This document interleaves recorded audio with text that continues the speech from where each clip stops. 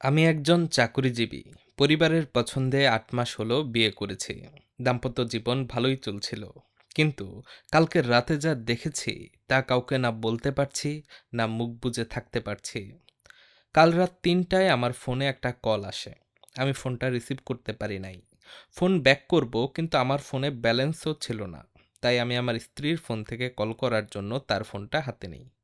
হঠাৎ করে দেখি আমার স্ত্রীর হোয়াটসঅ্যাপে অনেকগুলো মেসেজ এসেছে। আমার স্ত্রী সম্ভবত ডাটা অফ করতে ভুলে গিয়েছিল। লক খুলে মেসেজে ক্লিক করতেই যা দেখলাম আমার মাথায় বাজ পড়ল। বলতেও আমার লজ্জা হচ্ছে, একটা ছেলের সঙ্গে এত নির্লজ্জ চ্যাটিং আর কি কি নোংরামি করেছে সেসব বলতে পারবো না। শুধু বলবো এমন স্ত্রী যেন কারো কপালে না আসে। তাদের মেসেজ পড়ে বুঝেছি বেশ কয়েকবার তাদের মধ্যে শারীরিক সম্পর্ক হয়েছে।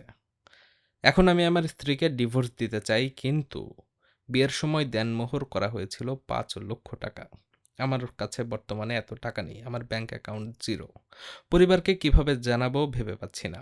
গ্রামে আমার পিতার সম্পত্তি থেকে আমার ভাগে যা পড়বে সেটা বিক্রি করে হলেও আমার স্ত্রীকে ডিভোর্স দিতে চাই। এর মধ্যেই ঘটেছে আরেকটা কাহিনী। আমার আরেকটা রিলেশন ছিল অনেক আগে। ২ বছর ধরে আমাদের যোগাযোগ নেই কারোর সঙ্গে। এই ২ বছরে আমার এক্স বেশ কয়েকটা রিলেশনে জড়ায়, সেগুলোও ব্রেকআপ হয়ে গেছে। তো ৪-৫ দিন আগে আমার এক্স আবার আমাকে নক দেয়। এরপর নাম্বার নিয়ে কলও দেয়।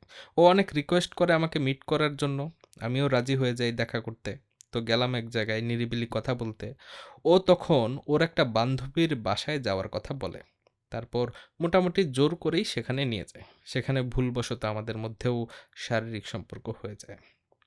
এটা কিন্তু রিলেশনে থাকা অবস্থায় কখনো হয় নাই। এরপর সে তার বাসায় যায়, আমি আমার বাসায়। কিন্তু এখন সে আবার নক দিয়ে বলতেছে তাকেই বিয়ে করতে হবে। নাইলে সে নাকি মামলা করবে।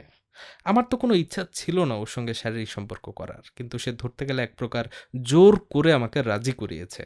এখন বাসায় এসে পল্টি নিচ্ছে বিয়ে না করলে নাকি মামলা দেবে। কি করি বলেন তো?